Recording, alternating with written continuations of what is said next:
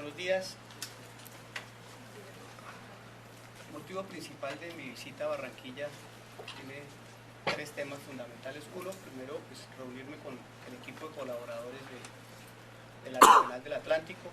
En segunda oportunidad, hacer referencia a una alerta temprana. Hace pocos días la Defensoría Nacional se pronunció en la cual convocaba al Ministro del Interior que a través del Comité Intersectorial de Alertas Tempranas se analizara el tema de derechos humanos de Barranquilla y la área metropolitana. Y otro es el recorrido nacional que estoy haciendo en visita a las cárceles, como públicamente conocen, los graves problemas de hacinamiento y de derechos humanos, el desconocimiento de la salud, de alimentación, en fin, de suerte que en próximos días haremos una visita más detenida, como lo hacemos en varias regiones, de 2-3 días, y visitaremos las localidades que estén más impactadas en temas de derechos humanos.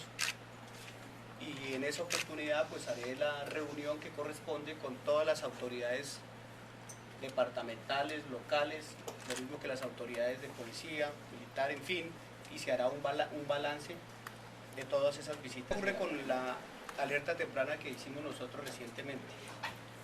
Pues la Defensoría, luego de analizar toda la problemática de derechos humanos, sobre todo del último semestre del 2013, hay aproximadamente 5.000 ciudadanos de Barranquilla y área metropolitana, entre los que se encuentran los transportadores, los conductores, los comerciantes, tenderos, vendedores de chance, vendedores públicos, líderes de derechos humanos, líderes sindicalistas, en fin, toda esta comunidad que está en grave riesgo en su vida por el permanente asedio y por las permanentes amenazas de los grupos armados ilegales, entiéndase urabeños, que han venido azotando la región.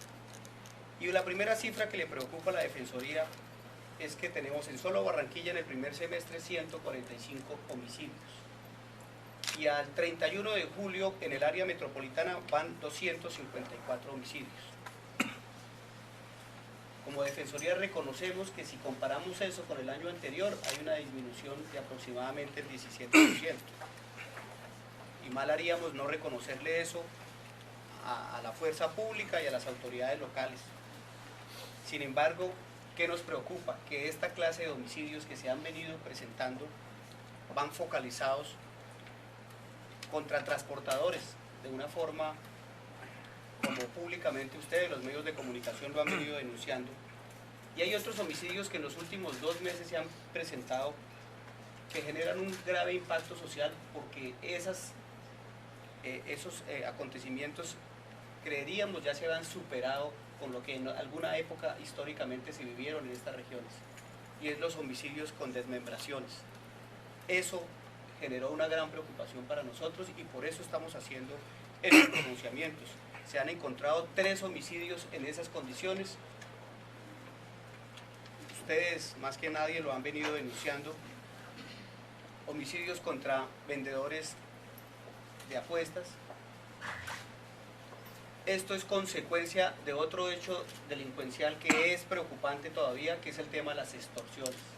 Es a través o como consecuencia de esta actividad delincuencial. Es sorprendente una estadística que encontramos que la presenta la Unión Nacional de Comerciantes, según este pronunciamiento que hacen ellos, 7 de cada 10 comerciantes se encuentran extorsionados. Eso evidencia el grave problema de boleteo y de asedio que tienen todos los ciudadanos de esta región. Y como consecuencia de ello, muchos de esos homicidios quieren generar ese terror para hacer efectivas estas extorsiones, para hacer efectivas estos boleteos. Y esa es la convocatoria que hacemos nosotros como Defensoría del Pueblo y Defensoría Pública a todas las entidades de la región, entidades locales, a la alcaldesa, al gobernador, a las autoridades de policía. Sabemos que hay unas misiones muy importantes del gobierno nacional, al general Guatibonza, para que desde aquí se focalice todo este tema de extorsión y boleteo que le está haciendo mucho Hay otro tema de amenazas contra líderes sociales y otro tema de tierras que también preocupa, como en algunos sectores del país, pero aquí se está focalizando en 3 o 4 predios que, si bien se encuentran en litigio, nos preocupa que muchas de las personas que se encuentran ahí están siendo asesinadas y amenazadas. Eso es lo que ha llamado la atención y por ello hemos expedido lo que se conoce como la alerta temprana, la cual la dirigimos directamente al ministro del Interior, el doctor Fernando Carrillo, quien por el decreto que regula la CIAT, que es el Comité Intersectorial de Alertas Tempranas, tiene que convocar a las autoridades para que desde allí se coordine un plan estratégico exclusivamente para esta región. Y allí se convoca a las autoridades de policía, del ejército, en fin, se le dan recomendaciones a la alcaldía, a la gobernación. Estos hechos generalmente nunca les gustan a las autoridades, ni locales ni policía, porque creen que estamos desconociendo su trabajo. Y muy por el contrario, con ello lo que estamos es, además de reconocerlos, invitarlos a que determinados focos que están azotando a la región de Barranquilla y sus alrededores se tomen esas medidas. Y además, para invitar a los ciudadanos a que crean en las autoridades, a que muchas de esas extorsiones, muchos de esos boleteos que están en las cifras negras porque no han sido denunciados a las autoridades, pues que sea el momento oportuno. Se han expedido unas recomendaciones al ministro del Interior que van expresamente dirigidas a la fuerza pública, a la ministra de Justicia en el caso del hacinamiento de las cárceles, para que se mire qué medidas, ahora que se decretó una emergencia carcelaria, se pueden tomar en específico con las 5 cárceles que funcionan aquí en esta región. Y hemos dado otras recomendaciones para el director del INPE con el tema de salud dentro de las cárceles de esta región, que también es muy complicado, porque como es públicamente sabido, Caprecon no le está dando la asistencia a los internos en las cárceles, dentro de las cárceles. Eso, en síntesis, es lo que se ha hecho con el pronunciamiento que le hemos enviado al señor ministro del Interior. Estoy entregando hoy, como lo publicó el diario El Espectador, hoy también, decía que ¿por qué una alerta temprana con 154 muertos ya? Es que nosotros hacemos un análisis porque es difícil nosotros adelantarnos en muchas actividades delincuenciales como esta, que es el boleteo permanente. Nosotros hacemos muchas alertas tempranas encaminadas a impedir que, por ejemplo, en esta alerta temprana, además de los 145 que estamos denunciando, estamos llamando la atención al gobierno nacional y a todas las entidades, porque hay 5.000 ciudadanos que pueden ser objeto de estos atentados. Y en eso va encaminada la alerta temprana, para evitar que esta clase de hechos se siga cometiendo en la población que está asentada en esta región, que más o menos oscila entre 5.000 personas. Hacia allá va encaminada la alerta, a que no permitamos las autoridades a que se continúen presentando esta clase de homicidios. Al gobierno nacional, el gobierno nacional estuvo acá presente a través del mismo presidente Santos, el mismo general Guatibonce, estuvieron acá liderando acciones y parece que la situación pues, ha mejorado, aunque hay muchos ciudadanos que dicen que todavía siguen afectados por el tema de las extorsiones. ¿Cuál es el llamado que hace entonces la Defensoría a las autoridades? ¿Qué es lo que se debe hacer según esas recomendaciones que hace la Defensoría? Es que para las autoridades, para la ciudadanía, porque lo preocupante de esto es que si la cifra es importante en denuncias, es más importante las que se han dejado de denunciar, que es una cifra negra. Si tenemos esta preocupación de las extorsiones y el boleteo, que son las cifras oficiales, ¿cómo será el número que hay en cifras de los ciudadanos que no están denunciando? Luego, la primera invitación respetuosa es a que creamos en el papel que están jugando las autoridades y que los ciudadanos denuncien.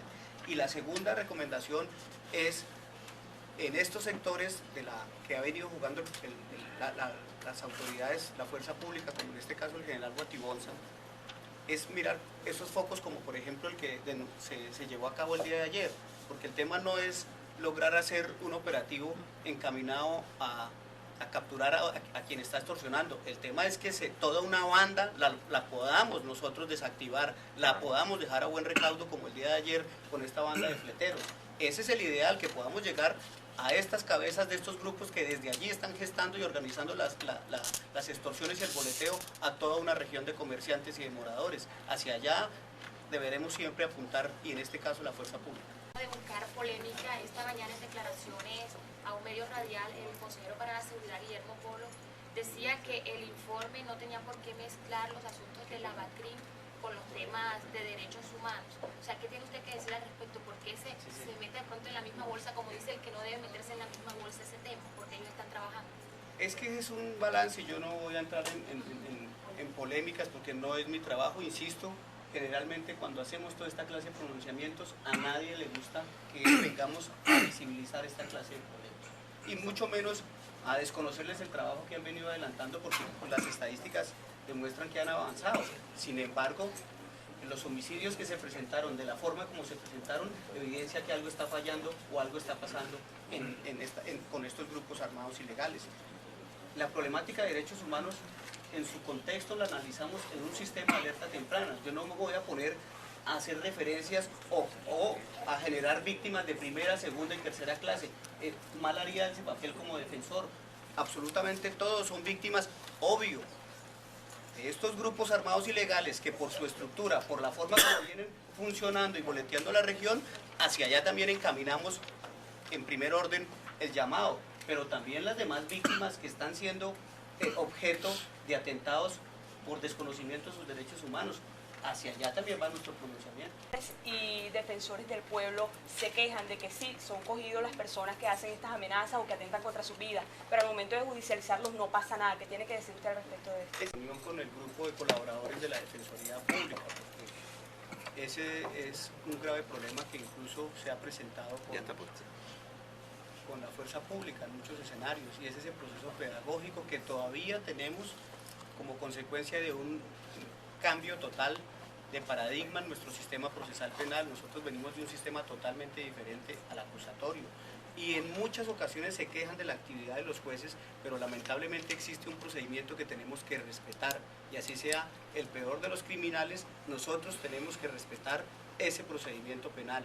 Y si las capturas se hacen con desconocimiento de ese procedimiento, de esas garantías que trae no solo la Constitución, sino el Código de Procedimiento Penal, pues los jueces de garantías no tienen otro camino que dar la libertad. Luego aquí el llamado es para que nos sentemos a ver cómo vamos a articular ese sistema acusatorio y cómo vamos a entenderlo y aplicarlo desde adentro de las instituciones y no desde afuera de la comunidad. Obvio, a todos nos genera una molestia total, y los medios permanentemente hacen esas denuncias de que fueron dejados en libertad, pero algún día tendremos que entender que lo primero que hay que hacer es estudiar las garantías y a partir de ahí aplicar el sistema acusatorio.